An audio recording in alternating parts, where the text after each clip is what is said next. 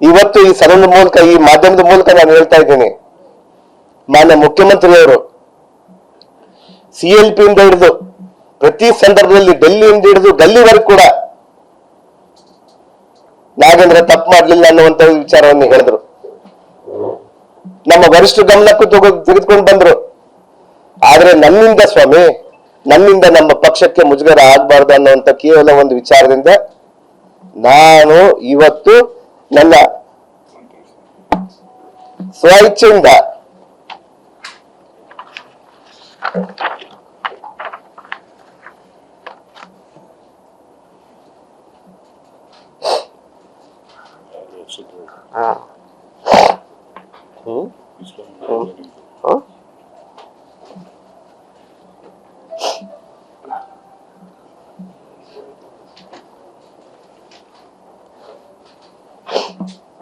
ನನ್ನ ಸ್ವಇಚ್ಛೆಯಿಂದ ನನ್ನ ರಾಜೀನಾಮೆಯನ್ನು ನಾನು ನನ್ನ ಮುಖ್ಯಮಂತ್ರಿಯವರಿಗೆ ನಾನು ಕೊಡ್ತಾ ಇದ್ದೀನಿ. ನಾನು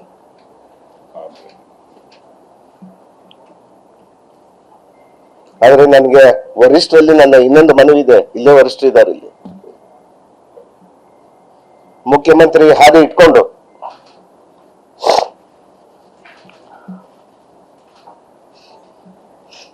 ನನಗೆ ಆಗಿರುವಂತ ಅನ್ಯಾಯವನ್ನ ನಾನು ಮನವಿ ಮಾಡ್ತಾ ಇದ್ದೀನಿ ನಮ್ಮ ವರಿಷ್ಠರ ಜೊತೆಗೆ. ನಮ್ಮ ಖರ್ಗೆಜಿ ಸಾಹೇಬ್ರಾಗಿರ್ಬೋದು, ರಾಹುಲ್ ಗಾಂಧೀಜಿ ಅವರಾಗಿರ್ಬೋದು, ಮಾನ್ಯ ನಮ್ಮ ಮಾಜಿ ಮಂತ್ರಿಗಳಾದ ಸಿದ್ದರಾಮಯ್ಯ ಸಾಹೇಬರಾಗಿರ್ಬೋದು, ನಮ್ಮ ಮುಖ್ಯಮಂತ್ರಿ ಆಗಿರ್ಬೋದು, ಮತ್ತು ಎಂಟೈರ್ ನಮ್ಮ ಇರುವಂತ ಎಲ್ಲಾ ವರಿಷ್ಠರಿಗೆ,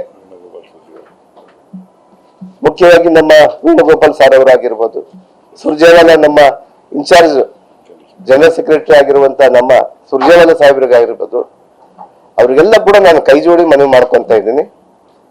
ನನಗೊಂದು ಅವಕಾಶ ಕೊಡಿ. ಇದು ನನ್ನ ಬ್ಲಾಕ್ ಮೇಲ್ ತಂತ್ರಗಾರಿಕೆ ಅಲ್ಲ. ನನಗೊಂದು ಅವಕಾಶ ಕೊಡಿ. ನಾನು ಮಂತ್ರಿ ಸ್ಥಾನಕ್ಕೆ ಅಲ್ಲ, ನನ್ನ ಶಾಸಕ ಸ್ಥಾನಕ್ಕೂ ನಾನು ತ್ಯಾಗ ಮಾಡ್ತೀನಿ. ಬನ್ನಿ ಅಖಾಡದಲ್ಲಿ ಹೋಗೋಣ ಅಂತ.